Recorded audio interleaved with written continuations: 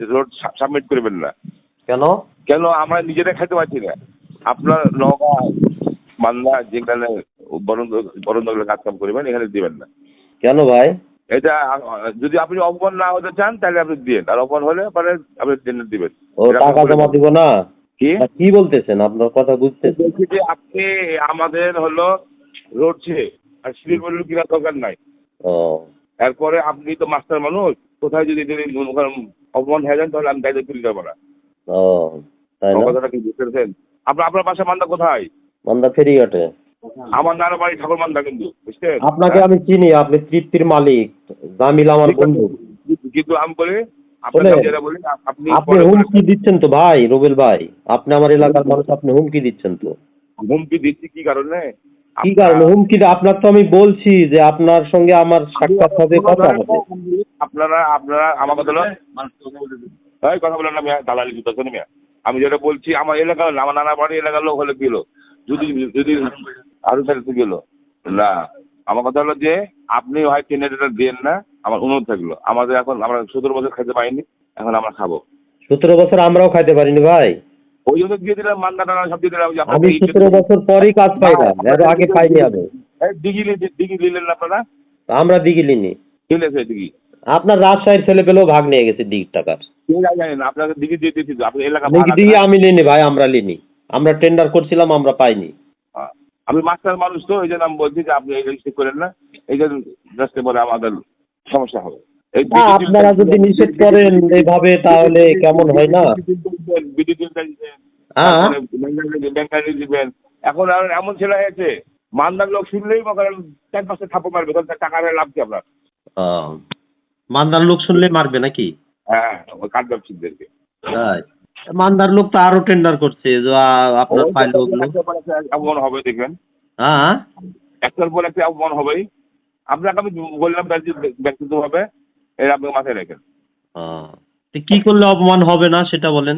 Tender না দিলে অপমান হবে না। না, টেন্ডার তো হয়ে গেছে, আমরা করে ফেলছি তো টেন্ডার। আপনি মনে করেন যে আপনি এটাকে ফোন দিলাম, আপনার এত বড় হোল, মনে করেন আপনি ফোনই ধরেন না, তাহলে আপনি কি বলেন? না, আপনি আপনার সঙ্গে তো আমার কথা হলোই। ফোন ধরেন যে হোলটা চুষা বাকি আছে বেলুন দিয়ে। হ্যাঁ ভাই, ভদ্রভাবে কথা বলেন রুবেল ভাই, আমি তো অভদ্রভাবে কথা বলিনি আপনার সঙ্গে। যে এই এটা উইথড্র করা লাগবে, আপনি ফোনই ধরেননি। উইথড্র কেউ না করলে আমাকে করতে হবে কেন ভাই? না, এটা আমরা মীমাংসা করতাম। আমরা তো বলেছিলাম যে হাইরেট ওদেরটা ওই বকুলের গুলো উইথড্র করাতেন, তারপরে আদার্স যারা মারছে ওই আরিফ টারিফ এরা না করতেন। হ্যাঁ, তাহলে সবই হতো। বলা না করলে সবই হতো। এখন ভাই শুনেন, এখন ডিজিটাল যুগ, কাউকে গোপনে টাকা দিয়ে কোনো ব্যবসা হবে না, ওপেন আপনার কাটতে হবে ভাই। আপনি ফার্স্ট ক্লাস রেট মেটালে তুলে দেবেন, আর আমরা মাল কাটবো? আমাদের ডিপো নাই। আপনি টেন্ডার করবেন, টেন্ডার করে নিবেন আপনি। ভাই এখন নিজের এলাকাতে এখন কুইটটাও খাই না, জানেন? কুইটটাও বলছি যে তোর এলাকা তুই খা, আমার এলাকায় আমি খাই। আপনি কোন পদে আছেন ভাই দলের? দলের আমি সভাপতি। কোথাকার সভাপতি? রাজপাড়া থানা। রাজপাড়া থানার সভাপতি আপনি? হ্যাঁ। কি বিএনপির না কোনো অঙ্গ সংগঠনের? বিএনপির। আপনি তো রেকর্ডিং করছেন, আমি জানি না, রেকর্ডিং করে আমার বাল কাটবেন? আপনার তো কোনো কথাই রেকর্ডিং করিনি আমি। আমি বলে কথা বলার আগে বলে এই কলটা রেকর্ড হচ্ছে, আমি শুনতে পাইনি। আপনি পদে থেকে এই ধরনের কথা বলতে পারেন? হ্যাঁ, পদে থেকে এগুলো কথা বলে?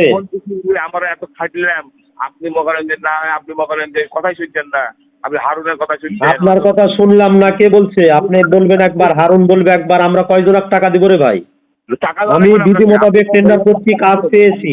আপনাদের দাবি থাকলে আমি মানতে চেয়েছি, এখন আবার বলতেছেন যে আপনি দেন, হারুন ভাই বলতেছে দেন, তাহলে কয়জন দিব ভাই? আমার কয় টাকা লাভ হবে একটা লটে?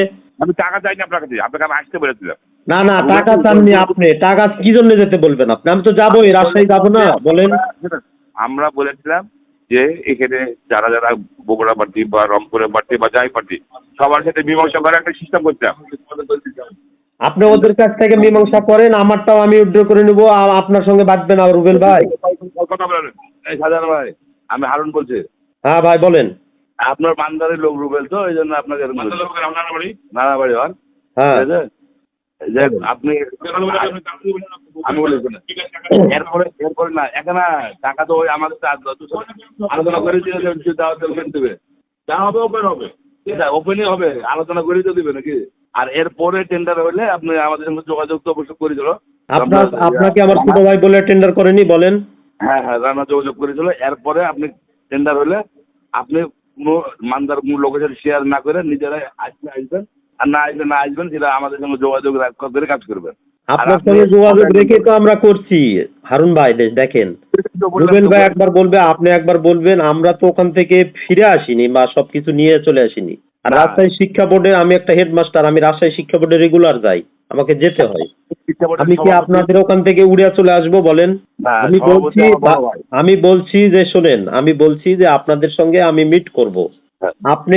আমি কি হারানো মানুষ বলেন? না না, ঠিক আছে, আপনি আপনার স্কুলের মাস্টার, আপনি আমার বড় ভাই সভাপতি রাজশাহী শিক্ষা বোর্ডের কর্মচারী ইউনিয়নের লালু। হ্যাঁ, কি নাম আপনার বড় ভাই? হুমায়ুন কবির লালু। লালু ভাই, হ্যাঁ। আমার আপন বড় ভাই। ওই যে লালু ভাই, আপনার ভাই যে আক্কাস ভাই আছে, রিটায়ার্ড করছে, লালু ভাই, মানে এদের সঙ্গে আরো 20 বছর আগে থেকে পরিচয় আমার। যাই হোক, আপনি লালু ভাইয়ের বড় ভাই। হ্যাঁ, রুবেন একটা লস খেয়ে যাওয়ার মাথা রাগ হয়ে যায়, আর টেন্ডারে এরকম ডিস্টার্ব হয়ে যায় অনেক সময়, এই জন্য উল্টা পাল্টা বলছে। যাই হোক, আপনি যোগাযোগ রুবেলের সাথে যোগাযোগ করে আমার সঙ্গে যোগাযোগ রানা করার পরে টেন্ডার ড্রপ করে প্রত্যেকবারে। আপনার সঙ্গে যোগাযোগ করেই তো করি রে ভাই, বুঝলেন? আমরা তো বুঝি ভাই, শোনেন, আমরা বুঝি যেখানে যিনারা থাকেন, যে এলাকার, ওনাদের কিছু দাবি থাকে, এগুলো আমরা বুঝি ভাই, ব্যবসা করি গোটা বাংলাদেশ আমরা। সুতরাং এগুলো যেটাই হোক করা হবে। আপনি আমাদের দিকেও দেখতে হবে, কারণ একটা লট পেয়েছি 16 বছর পর। আমি ভাই ছাত্র দলের ভাইস প্রেসিডেন্ট ছিলাম মান্দা উপজেলার, আপনার রাজশাহী কলেজ ছাত্র দলের শিক্ষা বিষয়ক সম্পাদক ছিলাম।